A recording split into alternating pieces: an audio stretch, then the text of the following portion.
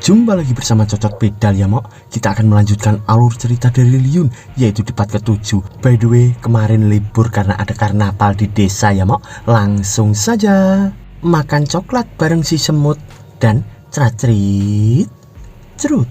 Pada part kali ini kita diperlihatkan tempat hiburan malam di Dagan, dan di sana kita diperlihatkan kakek tua yang merangkul dua purel, dan ia pun berkata, "Baiklah, aku mau semuanya." Sambil terlihat seseorang yang memandanginya dari atas. Ternyata itu adalah Liun, dan ia pun berkata, kakek tua itu sudah bau tanah tapi masih aja kuat. Memangnya kakek tua itu masih mampu makan? By the way, makan di sini adalah kikuk-kikuk ya Mo. Lalu dari belakangnya terdapat Hualian yang berkata, "Apa kau ada lihat wanita lain di ruang Orient terindah di Menara Hongxiu?" Dan Liun pun menoleh sambil tersenyum berkata, "Tidak ada bedanya antara melihatmu dan melihat mereka. Mereka tidak secantik istriku." Di sana Hualian pun berkata, Lalu apa saranmu kali ini? Bukannya kau di sini buat membimbing kami dalam pemberontakan, ya kan, mantan pemberontak? Izinkan aku mengatakannya terlebih dahulu, orang di belakangku tidak sebanding dengan orang kayak kamu." Lalu Liun pun menjawab, "Aku lagi menyelidiki sebuah insiden baru-baru ini dan aku mau menanyakan beberapa informasi kepadamu." Di sana Hualian pun berkata, "No comment, silahkan kembali dan jangan pernah datang lagi." Di sana Liun pun tersenyum berkata, "Jangan terlalu keras kepala, aku juga bakal memberimu sesuatu sebagai gantinya." Lalu Hualian pun berkata, "Apa yang bisa kau berikan? Aku tidak kekurangan apa-apa." Lalu Liun pun menjawab, "Misalnya informasi tentang pemimpin tentara pemberontak. Contohnya apa tujuan dari pemimpin pemberontak itu dan siapa orang yang dia suka." Sambil terlihat Hualian di sana terkejut. Lalu ia pun berkata, "Kamu bilang dia punya seseorang yang dia suka?" Lalu ia pun bergumam, "Itu adalah sesuatu yang paling aku dan Narentoya nantikan. Apa dia sudah punya kekasih?" By the way, ternyata Hualian ini adalah teman dari Narentoya ya Mo.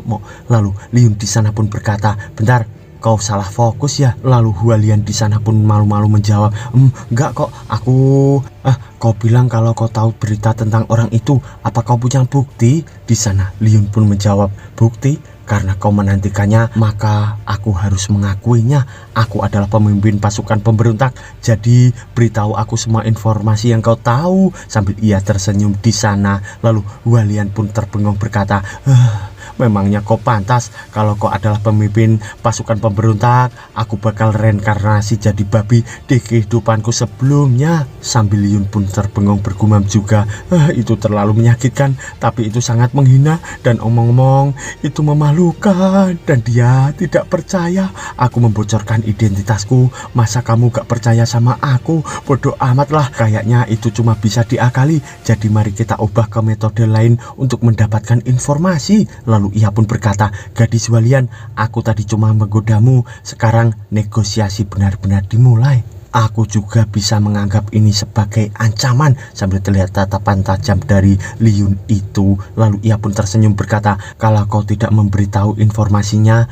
aku akan melaporkanmu dan menghapus semua yang ada di sini." Lalu Hualian pun menjawab, "Apa? Melaporkanku? Apa kau tidak takut kamu juga bakal ditangkap? Bahkan kalau kau punya pangkat, kau adalah seorang mantan pemberontak." Tapi tiba-tiba Liun pun berada di belakangnya sambil berkata, "Jangan khawatir, aku cukup percaya diri tentang kecepatan dan pelarian.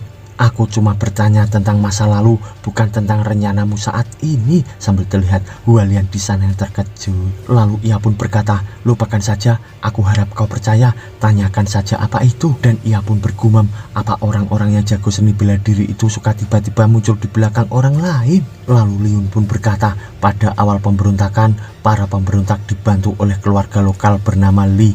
Tetapi setahun yang lalu mereka semua meninggal." Lalu Hualian pun menjawab, "Aku pernah dengar tentang ini, tapi aku tidak tahu detailnya.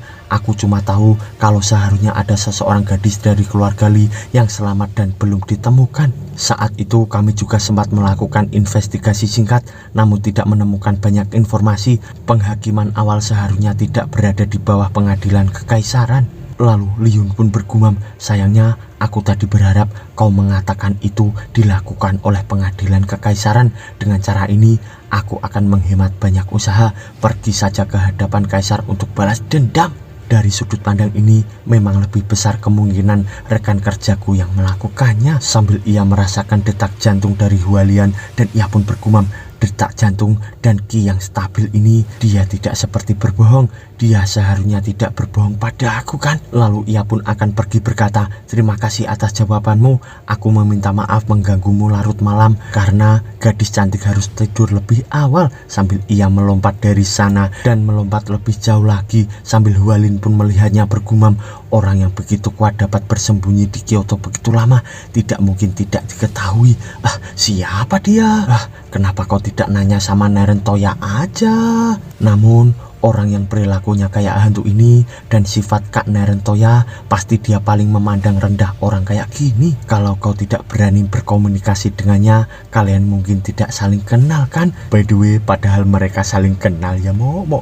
Lalu beberapa saat kemudian kita diperlihatkan rumah Liyun di malam hari. Ternyata di sana ada Soswali yang menunggu sambil bergumam, aku malu sekali hari ini. Aku benar-benar tidak sengaja mengeluarkan surat cinta Liyun.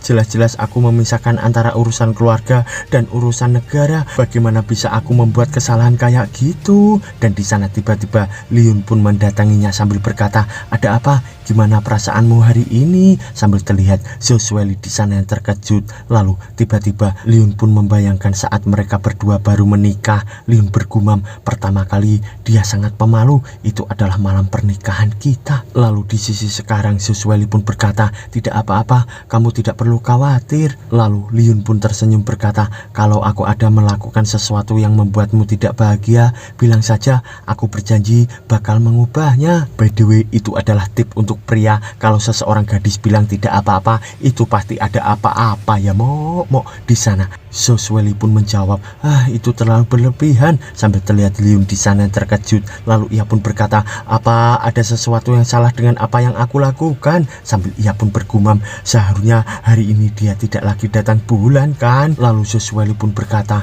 aku malu, itu semua gara-gara kamu. Sambil terlihat Liyun yang bertanya-tanya. Lalu Soswali pun berkata lagi, semua itu gara-gara kamu yang bodoh. Kenapa aku bisa sangat menyukaimu? Sambil terlihat wajahnya yang malu-malu. Lalu tiba-tiba terlihat sebuah gerakan yang sangat cepat dan seseorang itu pun berhenti di batang pohon. Dari sepatunya kita diperlihatkan itu adalah Feyan, dan ia pun memandangi rumah di depannya sambil berkata, organisasi menugaskanku, tugas yang merepotkan ini lagi.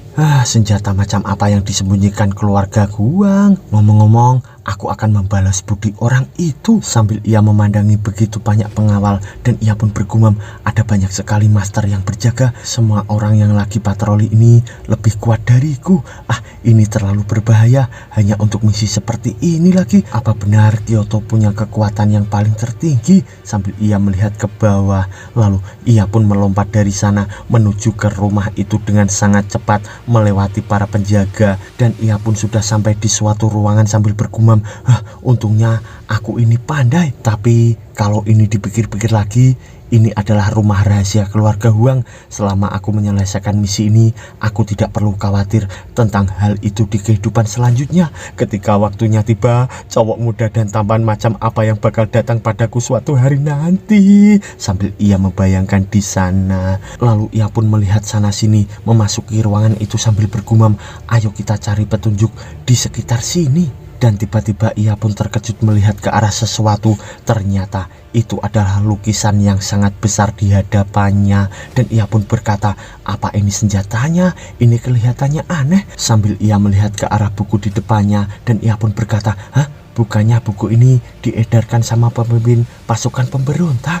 Memangnya sesuatu yang kayak gini perlu disalin dengan tulisan tangan? Sambil ia membaca buku itu, tapi tiba-tiba ia pun terkejut karena dari belakangnya terdapat seseorang yang berkata, ilmunya terlalu banyak. Aku cuma bisa memahami beberapa, jadi aku harus menyalinya dengan tulisan tangan untuk belajar perlahan-lahan. Ternyata itu adalah putra keluarga Huang, dan ia pun berkata lagi, meskipun kitab suci itu baik, itu hanya cara untuk menjaga keamanan negara. Kalau kamu mau memenangkan hati orang, kamu harus perlahan-lahan mempelajari apa yang ditinggalkan orang ini. Lalu Feyan di sana pun berkata, jadi kau baru saja mengakui buku itu, bukannya itu lucu? Lalu putra keluarga Huang itu pun berkata, ini lucu karena aku mengakuinya. Hahaha. Di sana Feyan pun berkata, sepertinya kita pernah bertemu kan? Aku ingat kau orang dari keluarga Huang kan? Lalu orang itu pun menjawab, putra tertua dari keluarga Huang, Huang Duanxi. Nona, kau telah melihat sesuatu yang seharusnya tidak kau lihat. Tapi tiba-tiba Fean pun langsung berlari dengan sangat cepat melewati putra dari keluarga Huang itu. Dan ia pun berkata, aku pergi dulu, makan tuh sialan, sambil ia pergi dari sana. Tapi tiba-tiba terdapat pengawal besar yang akan memukul Fean, dan di sana pukulan itu pun dapat ditangkis oleh Fean hingga Fean pun terlempar, terjatuh di tanah. Dan di sana ia pun mencoba bangkit sambil terlihat dari depannya Duanzi pun berkata, pengunjung itu adalah tamu dan kami meminta kamu untuk tinggal untuk minum teh dulu. Di sana Fean pun marah berkata, sialan, memangnya kau layak minum teh bersamaku?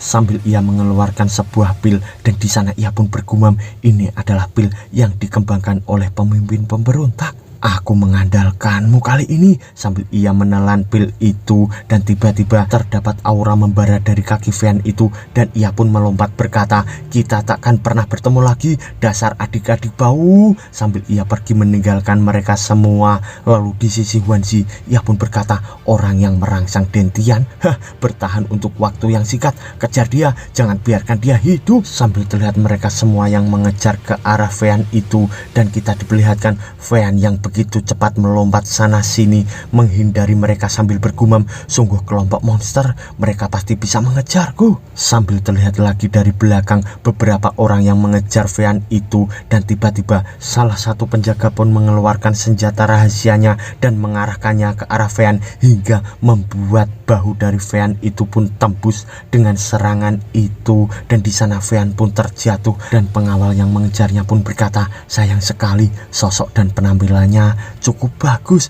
Kita akan bermain dulu denganmu sehingga kamu bisa bahagia sebelum kamu mati. Tetapi kalau Tuan Muda telah memberikan perintah, kau harus nurut untuk mati. Dan di sana Fean pun berkata, mungkinkah wanita cantik sepertiku ini bakal mati hari ini? Sambil terlihat ia kesakitan di sana. Lalu para penjaga itu pun menyerang ke arah Fean sambil berkata, nurut saja, kau akan mati dengan tenang. Sambil terlihat pukulan dari orang itu yang mengarah ke arah Fean. Dan di sana Fean pun memejamkan mata sambil bergumam, di umurku yang masih muda ini, tapi aku belum pernah merasakan rasa cinta. Andai saja kalau ada seseorang pria baik muncul di hadapanku sekarang. Tapi tiba-tiba ia pun terkejut karena dari depannya terdapat Liun yang sedang berdiri berkata, kau benar-benar sasaran empuk ya, memalukan sekali. Sambil terlihat para penjaga itu yang sudah tergeletak tak berdaya di hadapan mereka. Lalu Fean pun berkata, kamu, bagaimana bisa kamu ada di sini? Lalu ia pun bergumam, memalukan sekali, diselamatkan dia lagi. Lalu Liun pun tersenyum berkata, apa kau ingat ki sejati yang aku tanamkan di tubuhmu sebelumnya?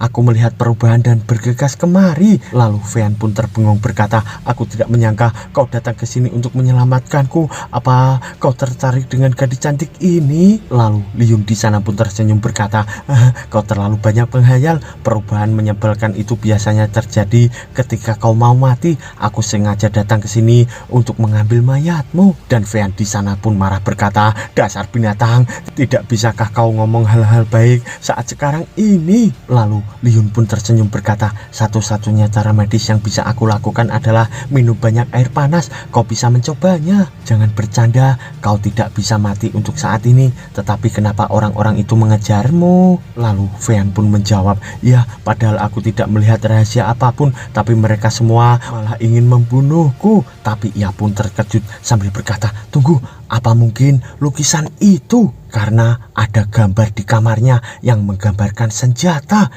Di atas awan, pedang panjang diletakkan dan dipercepat dengan menghantam tanah. Itu maksudnya apa? Lalu Liun pun berkata, sebenarnya itu tidak heran mereka sangat gelisah sekarang ini.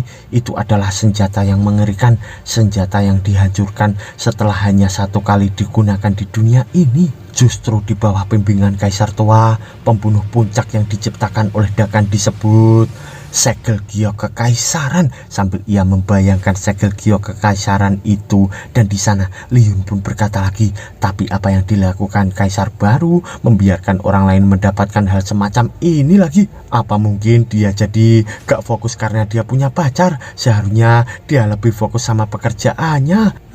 Gak bisakah dia belajar dari istriku? By the way, Momok, dia masih gak tahu kalau kaisar itu adalah istrinya. Sambil kita diperlihatkan seseorang di sana sana yang bersin. Ternyata itu adalah Zosueli dan ia pun bergumam, aneh, Liun si idiot itu lagi membicarakanku ya. Lalu beberapa saat kemudian di pagi harinya kita diperlihatkan Liun Zosueli bersama Lisue yang sedang makan bersama. Di sana Zosueli pun berkata, aku keluar sebentar, dan ia pun bergumam, masih banyak masalah dalam beberapa hari terakhir yang belum ditangani, jadi aku harus kembali lebih awal. Lalu di sana Liun pun berkata, tunggu sebentar Nona Zo, apa kamu gak kepikiran kalau kamu itu harus tinggal bersamaku lebih lama? Baru-baru ini waktu yang kita habiskan bersama berkurang drastis, cuma sisa 15 jam sehari. Sambil terlihat Lisue di sana terbengong dan ia pun berkata, itu udah banyak tahu. Lalu Zosueli pun tersenyum berkata, aku akan melakukan secepatnya. Dan di sana Lisue pun bergumam, dia sama saja, apa kalian saling berbagi energi kehidupan satu sama lain. Dan di sana Zosueli pun meninggalkan kediaman dari Liun sambil kita diperlihatkan Liun yang bergumam, sepertinya aku tidak terlalu mengkhawatirkan Zosueli. Rahasia segel Gyo kekaisaran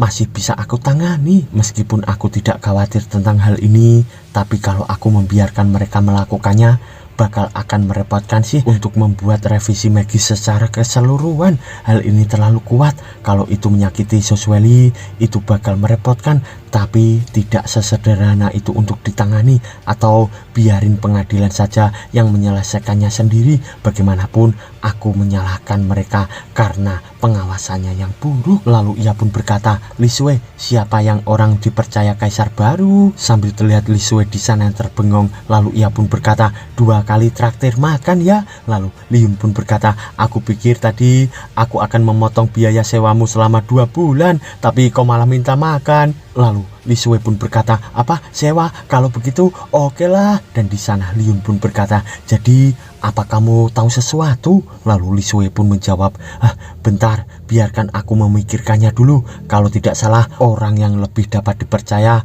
yaitu Chen Hai dari 6 pintu. Seni bela dirinya dianggap terbaik di Kyoto dan hampir semua diawasi olehnya. Sambil terlihat Liun di sana tersenyum berkata, dengan kata lain, dia adalah alat manusia. Ini tidak buruk. Gas, by the way, alat manusia di sini mengacu pada seseorang yang membantu orang lain tanpa sadar atau sukarela, bekerja keras dimanapun Anda berada, tidak meminta imbalan materi dan ekonomi, dan selalu bertindak seperti alat ya mo. Lalu beberapa saat kemudian kita diperlihatkan seseorang yang berjalan di antara penjara itu, dan ternyata itu adalah Uhtred yang mendatangi seseorang di depannya. Dan ia pun berkata, kenapa hari ini senyap sekali? Semuanya kelihatan kayak habis lihat hantu. Memangnya ada apa? Sambil kita diperlihatkan beberapa tahanan yang berkeringat dingin di depannya. Tapi tiba-tiba Uhtred pun merasakan sesuatu. Ternyata itu adalah aura dari Liun yang berada di hadapannya. Dan di sana ia pun langsung melihat ke arah depan dan berkata, siapa itu? Dan ia pun bergumam, monster macam apa ini? Kapan dia menyelinap masuk? Tidak, aku tidak boleh kabur demi martabat kerajaan. Dan di sana Liun pun berkata, seharusnya bukan dia orang yang dipanggil Chen Hai. Sepertinya aku pernah melihat orang ini di jalan sebelumnya. Sambil kita diperlihatkan jenggot dari sambil berkata, namanya Uhtred dan dia adalah bawahan Chen Hai dalam hal subordinasi. Lalu dari sampingnya pendeta pun berkata, anak ini tidak buruk, dia masih bisa berdiri walaupun sudah ditekan oleh niat membunuh. Lalu tiba-tiba Liun pun menyapa Uhtred sambil berkata, aku di sini buat nyari Chen Hai, jadi santai saja ya. Tapi di sisi Uhtred, ia pun menghunus pedangnya sambil berkata, maaf, kami punya tugas. Dan ia pun bergumam, perkiraan jurus ini bakal membuat orang terbaring di tempat tidur selama 3 atau 4 harian.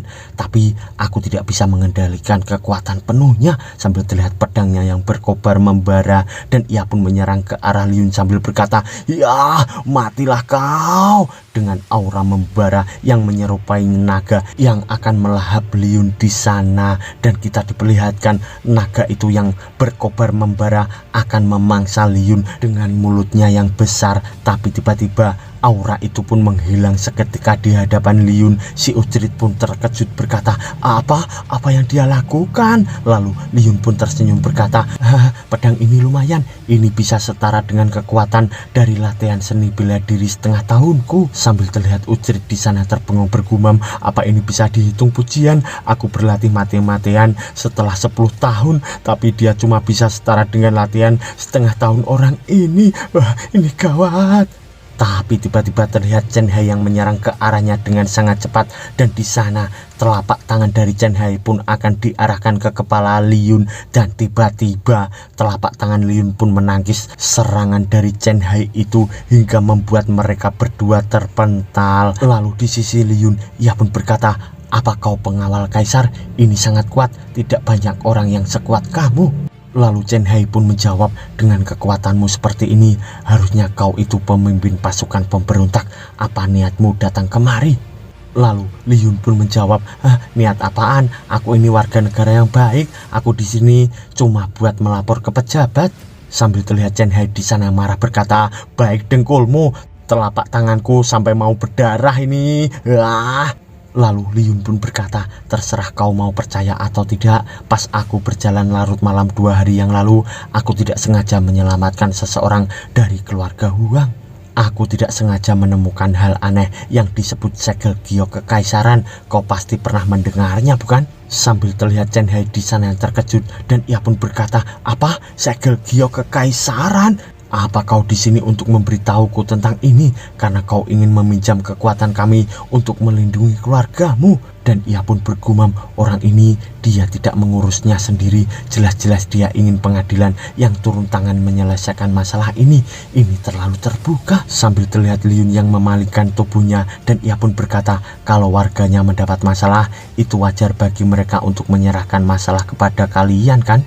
Ngomong-ngomong, aku sudah menyampaikannya, terserah kalian mau percaya atau tidak. Sambil ia pergi dari sana, dan mereka pun terbengong melihat kepergian dari Liyun. Lalu di sisi Chen Hai, ia pun bergumam, melakukan hal-hal ini untuk pemimpin pemberontak secara gratis dan harus menerimanya. Namun binatang yang dikurung jauh lebih jinak daripada yang liar. Sejauh ini dia bukanlah ancaman terbesar bagi Dagan. Lalu beberapa saat kemudian kita diperlihatkan kerajaan kota Dagan, dan kita diperlihatkan juga Sosweli di sana berkata, tak disangka orang ini bakal muncul pertama kalinya dengan sendirinya. Sepertinya dia sangat mencintai istrinya. Lalu kita diperlihatkan Chen Hai di sana yang berkata, yang mulia, apa yang harus kita lakukan selanjutnya? Dan di sisi Sosweli, ia pun menjawab, untuk saat ini abaikan dia dan bersihkan keluarga Huang. Aku tidak menyangka masalah sebesar ini akan tersisa. Kaisar sebelumnya ngapain aja sih? Lalu Chen Hai pun menjawab, baiklah yang mulia. Di sana Sosweli pun bergumam, aku tidak tahu apa yang dilakukan si bodoh itu sekarang. Aku sudah setuju untuk kembali menemaninya tadi, tapi aku tertunda karena beberapa hal lagi. Aku tidak bisa membiarkan keluarga Huang membuat sesuatu seperti ini. Bagaimana kalau itu menyakiti suamiku? Lalu beberapa saat kemudian kita diperlihatkan sebuah rumah yang terbakar di sana. Ternyata itu adalah rumah keluarga Huang, dan kita diperlihatkan beberapa anggota keluarga Huang yang ditangkap di sana. Lalu Ucrit pun berkata, Tuan Chen Hai, kami sudah mencari kemana-mana, dan mereka yang tertangkap semuanya adalah kerabat dan bawahan dari keluarga Huang. Orang-orang dari keluarga utama Huang sudah pergi sejak lama. Dan di sana Chen Hai pun berkata, pasti ada orang yang memberitahu mereka sebelumnya. Dan ia pun bergumam, kelihatannya di 6 pintu ada mata-mata mereka. Sambil kita diperlihatkan seseorang yang melihat dari kejauhan rumah keluarga Huang itu yang terbakar. Ternyata itu adalah Liyun, dan ia pun berkata, apa itu kebakaran? Apa kaisar akhirnya bertindak terhadap keluarga Huang? Tapi tiba-tiba ia pun terkejut karena dari bawahnya terdapat Sosweli yang berkata, kamu ngapain ada di atas sana? Kenapa kamu tidak pergi tidur dan istirahat? Jangan buat aku tidak bisa tidur nyenyak lagi dong. Sambil ia marah di sana. Lalu Liyun pun tersenyum berkata, iya ya, aku bakal turun sayang. Lalu beberapa saat kemudian di pagi harinya kita diperlihatkan kota Dagan yang ramai, dan Liyun di sana pun berkata, hari ini adalah hari pas aku bertemu Josueli untuk pertama kalinya. Aku harus ngasih apa dia ya? Sambil ia berpikir di sana, dan tiba-tiba Li Shui dari depannya pun berkata, Tuan Tanah, mantap nih. Lalu Liyun pun bertanya, mantap? Apanya yang mantap? Ada apa? Di sana Li Shui pun menjawab, anjing besar keluarga Huang sudah hancur. Ini berita bagus kan Tuan? Lalu Liyun pun berkata, bukannya kamu dulu orang mereka juga? Kenapa kamu sesenang itu? Sambil kita diperlihatkan Li Shui di sana terbengong, dan ia pun berkata, itu dulu, sekarang aku ini seorang pekerja yang terhormat Tuan. Ngomong-ngomong Tuan Tanah, sebenarnya ada satu hal lagi yang akan kuberitahu. Kemarin aku menemukan mayat. Mereka semua punya luka pedang teratai yang sama persis dengan yang kulihat. Lalu Liyun pun berkata, bukannya kamu bilang kamu tidak ada lagi petunjuk lain? Lalu Li Shui pun termenung berkata, itu karena aku waktu itu terlalu kacau dan aku cuma ingat melihat mayat lain. Di sana Liyun pun berkata, sudah kuduga otakmu pasti ditaruh di pantat. Kalau begitu ayo pergi ke 6 pintu buat menyelidiki mayat itu. Ngomong-ngomong, cewek zaman sekarang itu sukanya apa ya? Sambil ia bertanya kepada Li Shui. Lalu Li Shui pun menjawab, harusnya blush on dong. Dan di sana Liyun pun berkata, blush on kah? Sambil terlihat Li Shui yang bertanya-tanya. Lalu beberapa saat kemudian kita diperlihatkan sebuah bangunan, dan di sana Li Shui pun berkata, Tuan Tanah, bukannya ini terlalu barbar? Jadi maksudmu kita tidak menyelinap masuk lewat jendela, tapi malah masuk pintu gerbang di siang bolong begini? Sambil ia menoleh-noleh di sana. Lalu Liyun pun menjawab, santai saja, aku memakai energiku untuk merasakan sekeliling, tidak ada penjaga di sini. Sambil mereka berdua di hadapan pintu itu, dan Liyun pun berkata, semua orang 6 pintu sekarang berurusan dengan masalah keluarga Huang, dan tempat-tempat kayak kamar mayat tidak akan diurus sama sekali. Maaf sebelumnya, jangan menghantuiku ya. Sambil ia memasuki ruangan mayat itu, sambil ia menghampiri salah satu mayat di depannya, dan Liyun pun berkata, kayaknya ini mayatnya. Ini benar-benar berbentuk teratai. Sambil terlihat dada dari mayat itu yang berbentuk bunga teratai. Lalu Liyun pun berkata, aku selalu merasa seperti pernah melihatnya di suatu tempat. Coba kita cari tahu apa yang tertulis di dalam kasusnya. Sambil ia membawa buku di sampingnya itu. Lalu kita diperlihatkan buku itu yang bertuliskan, almarhum dibunuh oleh anggota geng macan hitam, dan ilmu pedang seperti bunga teratai adalah ilmu pedang unik mereka. Geng macan hitam ditugaskan untuk membunuh orang dan perdagangan ilegal lainnya sepanjang tahun. Lalu Liyun pun berkata, ngomong-ngomong, saat itu kami para pemberontak juga menugaskan mereka. Apa masalah keluarga Li benar-benar disebabkan oleh orang dalam kita? Perlu dibunuh? Dan Li Shui di sana pun berkata, toh mereka cuma melakukan tugas mereka.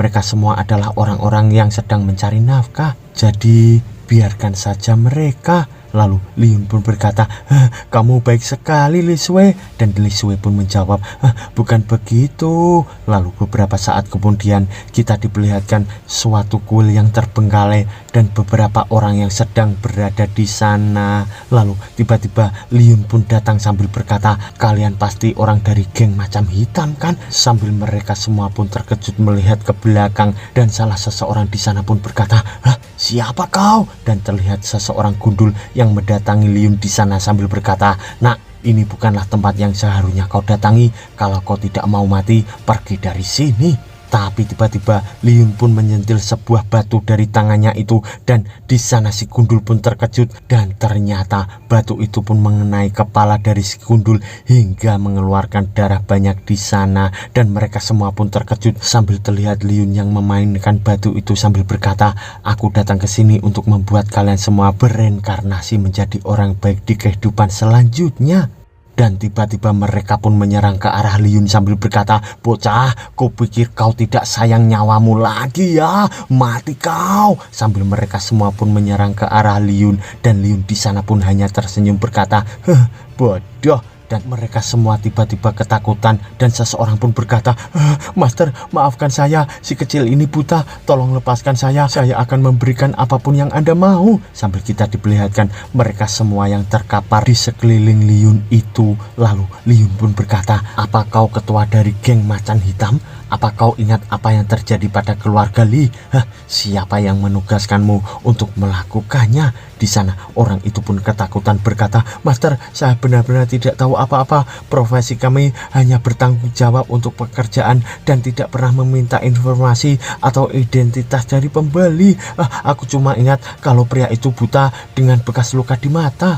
Tolong percaya padaku, aku mengatakan yang sebenarnya, Tuan. Di sana Liyun pun tersenyum berkata, tentu saja aku percaya padamu, tapi apa yang kau lakukan tidak bisa dimaafkan. Sambil terlihat kening orang itu yang mengeluarkan darah akibat serangan dari Liyun. Dan di sana kita diperlihatkan Liyun yang memandangi mayat mereka semua sambil berkata, kelihatannya petunjuknya cuma sampai titik ini. Orang buta, memangnya ada orang seperti itu di tentara pemberontak? Lalu beberapa saat kemudian kita diperlihatkan kediaman dari Liyun, dan di sana terdapat tangan Liyun yang memberikan sesuatu sambil berkata, ya, hari ini adalah hari dimana kita pertama kali bertemu. Aku secara khusus memilihnya untukmu. Sambil Liyun pun memberikan barang itu kepada Soswelly. Lalu Soswelly pun berkata, aku jarang pakai blush on, aku pakai cuma pas hari aku menikahimu. Di sana Liyun pun berkata, bukannya ini bisa membuatmu mengingat kenangan masa lalu?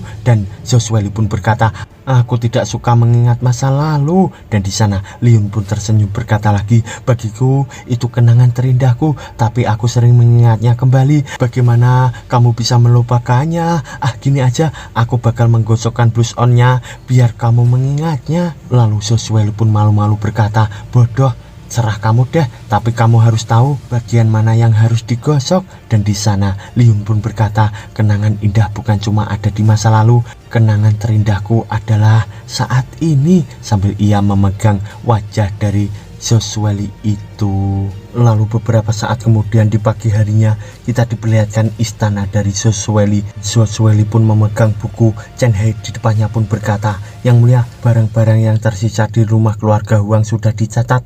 Saya ingin tahu apakah yang mulia punya perintah lain. Di sana Soswelly pun bergumam, bantal giok ini bagus. Liyun selalu kelihatan kurang tidur belakangan ini. Bukankah seharusnya dia mengganti bantalnya? Ada juga tanduk ini, ginseng milenium dan sebagainya. Kenapa ada banyak sekali suplemen?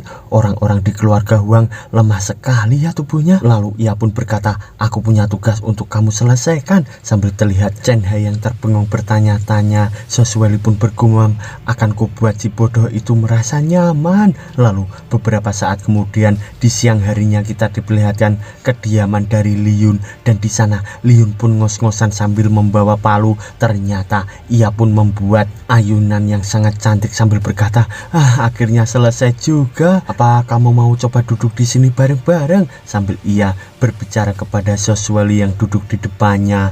Lalu Soswelly pun menjawab, aku tidak peduli dengan hal semacam itu. Sambil Liyun di sana pun terbengong. Lalu tiba-tiba Soswelly pun tersenyum dan mengajak Liyun pun duduk di ayunan itu. Lalu Liyun pun bergumam, pada akhirnya dia tidak menolaknya. Lalu Soswelly pun berkata, oh ya, kelihatannya karena keluarga Huang jatuh, pemerintah secara acak memilih beberapa anggota keluarga untuk mengantarkan barang, dan mereka mungkin bakal mengantarkannya setelah rapat. Lalu Liyun di sana pun berkata, kapan Dagan menjadi ramah memberikan barang setelah mereka menghancurkan keluarga Huang? Sambil terlihat Soswelly yang tersenyum bergumam, aku cuma ingin mencari kesempatan agar aku bisa memberikan sesuatu untukmu. Memangnya tidak boleh? Lalu Liyun pun berkata, bakal dikasih apa ya kira-kira? Dan ia pun bergumam, Kaisar tidak mungkin jadi baik, pasti karena ada maksudnya. Apa mungkin identitasku terbongkar dan yang dikirim adalah bom? Lalu Soswelly pun berkata,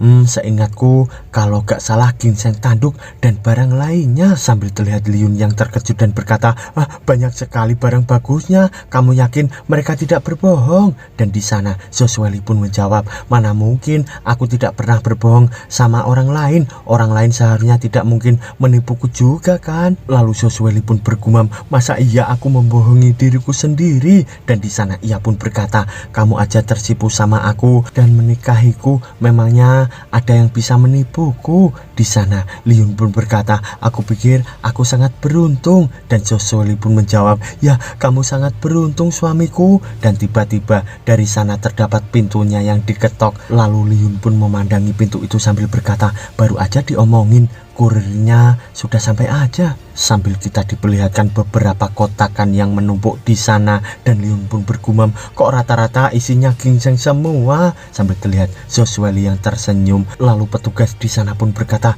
barangnya sudah sampai, kami pamit dulu tuan. Dan di sisi Liun ia pun bergumam, aku jadi sedikit malu dengan kenyataan kalau dulu saling membunuh dan sekarang kalian punya sikap yang baik. Sambil kita diperlihatkan Chen Hai yang berdiri di atas sebuah bangunan, dan ia pun berkata, tugas yang mulia berikan sudah selesai. Orang itu adalah orang yang bersama yang mulia terakhir kali. Apa itu kerabat yang mulia? Kalau begitu tidak heran yang mulia mengirim begitu banyak barang bagus. Sambil ia meneropong ke arah sesuatu, dan ia pun berkata, tapi jarak antara mereka berdua tampaknya agak terlalu dekat. Sambil ia meneropong ke arah mereka berdua, lalu ia pun bergumam lagi, kalau itu suami istri tidak apa-apa, tapi bagaimana mungkin yang mulia menikah? Hubungan yang begitu dekat dengan seorang pria, pengaruhnya pada yang mulia sedikit buruk. Sambil ia meneropong ke arah Liun lagi, dan tiba-tiba Liun pun melihat ke arahnya, dan di sisi Chen Hai ia pun terkejut bergumam, dia melihatku. Sambil ia berkeringat dingin di sana, lalu ia pun berkata, aku jelas-jelas sudah menghilangkan semua aura keberadaanku, sangat mustahil dia bisa menemukanku.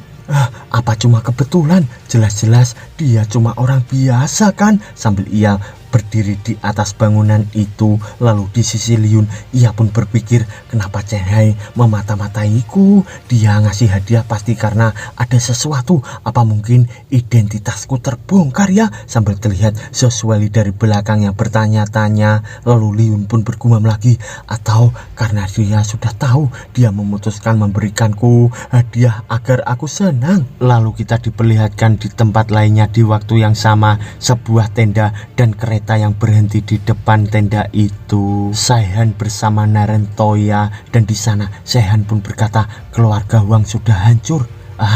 Aku pikir mereka itu orang-orang yang tidak berguna, yang cuma menghabiskan waktu. Aku bisa membunuh mereka semua dengan kapakku. Lalu Narentoya pun menjawab, jangan bilang kalau keluarga Wang tidak berguna. Kalau tidak ada mereka, kita tidak akan punya kereta ini. Hanya beberapa orang yang ditangkap, kekuatan utama mereka sudah ditarik. Kalau tidak, mereka tidak akan menulis surat kepada kita. Tapi dengan cara ini, kamu lebih penting daripada mereka. Dan di sana, Saiyan pun berkata, apa kamu sudah memberitahukannya kepada gadis kecil itu? Lalu Narentoya pun menjawab, awalnya rencana aku sih seperti itu, tapi kelihatannya seseorang melakukannya untuk kita terlebih dahulu. Sambil terlihat Saiyan di sana terbengung berkata, kamu licik sekali. Dan Narentoya pun menjawab, aku lebih terbiasa menyebutnya taktik. Tidak terlalu kuat. Kita tidak bisa memberikan bantuan apapun kepadanya. Yang bisa kita lakukan hanyalah memberinya strategi dan membuatnya lebih nyaman sebanyak mungkin. Lalu Saiyan di sana pun berkata, aku cuma ingin melawannya 1 lawan 1 sekarang. Kurasa tidak ada jarak yang besar antara aku dan dia. Apa kamu bakal marah kalau aku menghajarnya sampai mati? Lalu Narentoya pun menjawab, menghajarnya? Kalau kau bisa mengajarnya sampai mati, kau tidak perlu peduli apa aku bakal marah atau tidak. Lalu Saiyan pun menjawab, aku tidak percaya dia begitu kuat. Hingga aku bertemu dengannya, aku akan mencoba kapakku ini padanya dan melihat apa dia bakal mati atau tidak. Berapa lama lagi kita bakal mulai rencananya? Di sana Narentoya pun menjawab, 20 hari lagi. Kita akan bertemu dengannya dalam waktu kurang dari 20 hari. Sambil ia berdiri menuju ke luar ruangan itu, dan ia pun bergumam, dengan sifat dia seperti ini, apa dia masih sendiri sekarang? Apa langit yang dia pandang sedingin punyaku? Sambil ia melihat ke arah sana, dan ia pun bergumam lagi, ya tidak ada yang bisa berbicara dengannya. Kuat dan kesepian, itulah dia. Dan bersambung mo.